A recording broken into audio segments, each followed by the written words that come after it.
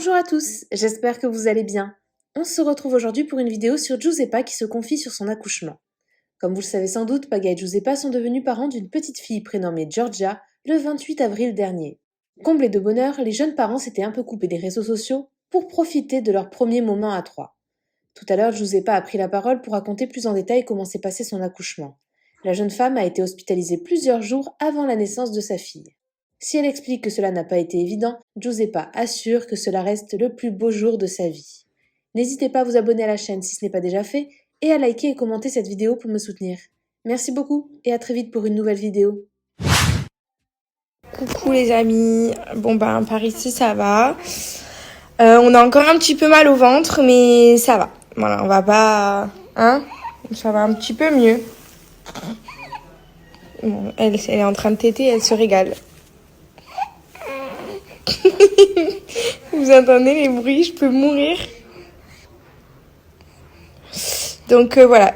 Alors, je vais vous faire des petites stories pour vous raconter un petit peu mon accouchement. Je vais vous le faire en grosso modo parce que, comme je vous ai dit, l'accouchement a été filmé par W9, donc ça va passer à la télé. Je sais pas quand exactement. Je sais que ça sera courant juin, courant juillet. En tout cas, j'ai quand même envie de vous laisser de la surprise, un peu de suspense. Donc, je vais pas tout raconter dans les moindres détails, surtout que ça ferait super long. Donc, je vais vous raconter en grosso modo et vous laisser un petit peu de surprise pour l'épisode de mon accouchement qui est incroyable. J'ai trop hâte de le voir moi-même. Alors pour commencer, mon accouchement, ça a été un moment incroyable de ma vie entière. J'aimerais avoir un bouton pour pouvoir le revivre quand je le désire, même si ce ne serait pas tous les jours, parce que c'était vraiment le plus beau jour de ma vie. C'est l'accouchement, franchement, pour moi, il faut pas en avoir peur. Alors oui, certes, il peut y avoir des accouchements compliqués, il peut y avoir certaines difficultés. J'en ai eu d'ailleurs, j'ai eu un accouchement quand même pas évident, mais j'en garde un souvenir incroyable, donc c'est que c'est pas si dur et je suis prête même à refaire des enfants tellement c'est incroyable. Du coup franchement, je vous dis les filles, c'est un moment de ouf et il faut pas avoir peur. Plus vous allez être zen, plus vous allez être détendu, pas stressé et mieux ça va se passer. Vraiment prenez-le comme la première rencontre avec votre bébé et ça c'est magique. Alors du coup, commençons par le commencement. Je suis arrivée à l'hôpital, donc à la maternité, un mardi soir. Je sais pas si vous vous rappelez, j'avais fait des stories en vous disant que j'avais le col ouvert à 1 et que j'avais d'énormes contractions super intenses et très rapprochées. Pour le coup, pas extrêmement douloureuses et que du coup, j'hésitais à y aller. Ça, c'était à midi et en fait, je me suis dit que ça allait sûrement se calmer. Finalement, ça s'est pas calmé. Donc à 22h avec Paga, on s'est dit bon, allez là, je pense qu'il faut y aller. Quitte à y aller pour rien, mais au moins, on est fixé. Donc quand on est arrivé à la maternité, on m'a direct mise dans une salle avec un monitoring pour vérifier les contractions, l'intensité, à quel point elles s'étaient rapprochées, etc.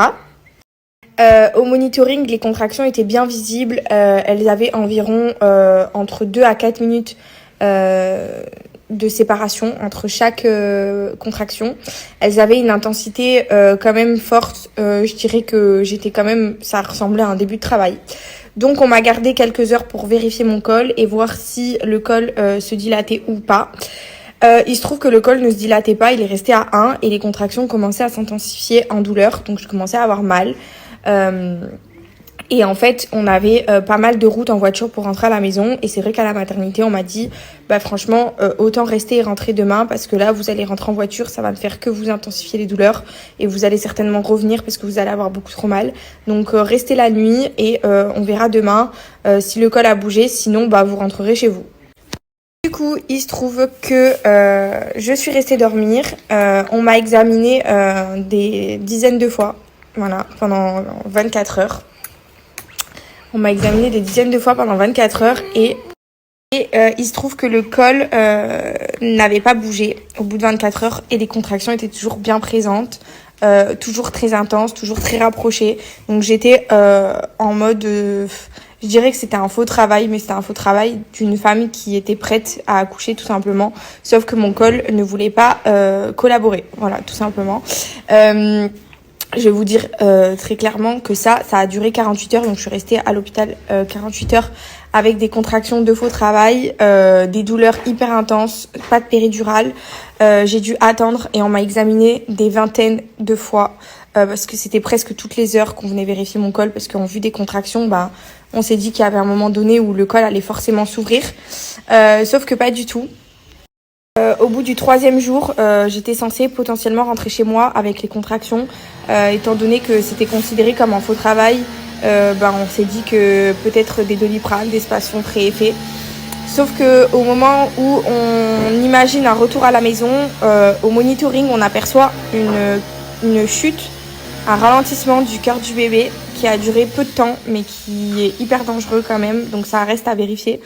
Et là, la sage-femme est rentrée dans ma chambre et m'a dit que j'allais sûrement rester 24 à 48 heures de plus à l'hôpital pour vérifier le cœur du bébé, même si le col ne bougeait pas, c'était important de vérifier, etc.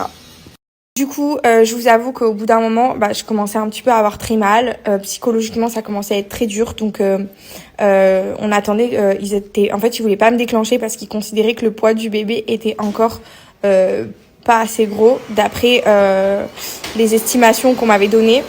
Sauf que vous avez compris que j'ai sorti un bébé de 3,2 kg un mois avant et que à la naissance, il aurait été estimé à plus de 4 kilos à terme. Donc, je pense que la nature a été tout simplement bien faite.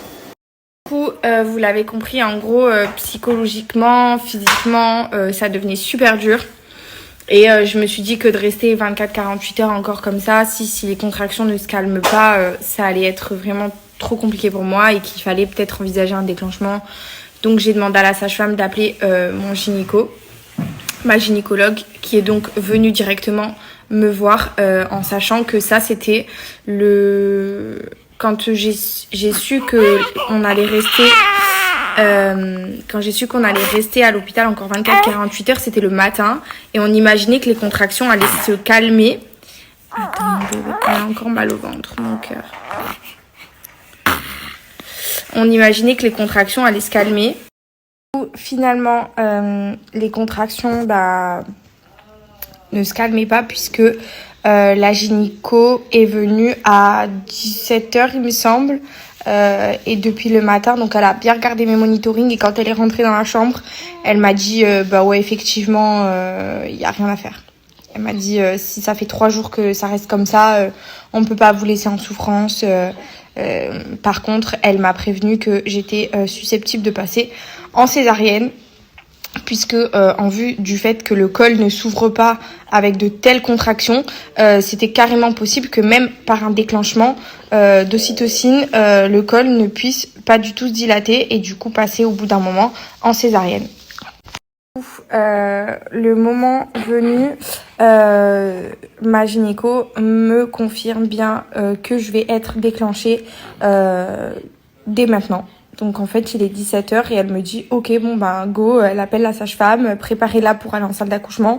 Moi, je suis là en mode ah bon, j'étais pas prête. Je pensais que ça allait être prévu pour le lendemain ou qu'ils allaient me faire patienter encore quelques heures et tout. Et là, en fait, elle m'a dit non, vous descendez tout de suite maintenant. Du coup, j'ai eu le temps d'aller me laver les cheveux, de prendre une douche avant de descendre. Baga et moi, on était en panique. On réalisait plus du tout ce qui se passait. Et donc, on m'a posé la poche d'ocytocine donc pour me déclencher à 18h. Comme vous l'avez compris, j'ai accouché à 4h29. Ça a mis beaucoup de temps. Beaucoup de temps. J'ai eu la péridurale au bout de 3 jours. Et après de déclencher, j'ai eu la péridurale un petit peu tard parce que du coup, vu que ça a été long, mon col a mis extrêmement de temps avant de s'ouvrir au moins à 3. Donc voilà, j'ai subi les contractions. En fait, j'ai eu une péridurale un petit peu tard, donc je sais exactement ce que c'est les contractions maintenant. Vraiment, j'en ai vu toutes les couleurs. Mais si c'était à refaire, je le referais 1000 fois.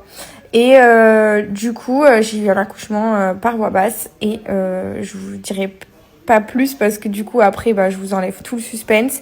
Évidemment, il y a plein de choses qui se sont passées. Il y a eu plein de retours. Enfin, c'est un truc de ouf à quel point il y a eu des retournements de situation et tout. Enfin, c'est que des imprévus, c'est vraiment, quand les sages-femmes me disaient dans l'obstétrique, je crois qu'ils appellent ça comme ça, tout est un petit peu, genre, on peut pas savoir, on peut pas prévoir à l'avance. Et en fait, c'est tellement vrai parce que je ne pensais pas, le mardi soir, quand je suis allée à la maternité, je pensais pas repartir avec mon bébé. Donc, pour vous résumer un petit peu tout ça, ça a été assez compliqué avant de se lancer, mais une fois que ça a été mis en place, ça a été que du bonheur, voilà, que du bonheur. Comme je vous l'ai dit, si c'était à refaire, je le referai des milliards et des milliards de fois avec ou sans péridurale, parce que oui, sur le moment, on souffre, on hurle, on est très énervé, mais en fait, on se rend compte à la fin que la clé, elle est sans mots, en fait. Il n'y a pas de mots à la hauteur de ce qu'on peut ressentir à ce moment-là. Franchement, moi, ça a été, mais même pour Paga, Paga aussi, il a vécu un moment, mais magique. Quand il en parle, il en a encore les larmes aux yeux. Et il s'en rappellera toute sa vie de nous voir comme ça tous les trois. La première rencontre avec notre bébé, enfin, jusqu'à ce qu'on le vit. Même en étant enceinte, on se rend pas compte de ce que c'est vraiment. Donc voilà, je vais arrêter là. En plus, je vais quand même m'occuper de mon bébé qui est pas très contente aujourd'hui. Elle a un petit peu encore mal au ventre. Et puis, j'espère vraiment que je vous ai vraiment, j'ai fait le maximum parce que j'ai quand même envie de vous laisser de la surprise. Et puis moi, j'ai pas trop envie de rester 1 heure au téléphone. Du coup, voilà, j'espère que vraiment ça va aussi vous rassurer pour les filles qui sont stressées de l'accouchement. Franchement, j'ai une seule chose à vous dire, pas de stress. Moi, j'ai eu aucun stress, aucune nervosité. Franchement, pour le coup, ça a bien réussi puisque j'ai un bébé très apaisé. Alors, est-ce que ça y joue? Je ne sais pas. En tout cas, le fait aussi d'avoir été super détendue et pas du tout stressée, ça m'a amené à avoir un accouchement. Même si mon col, il n'a pas travaillé au début et tout, j'ai vécu un moment incroyable. Avec Paga, ça s'est très bien passé. Donc franchement, les filles, no stress.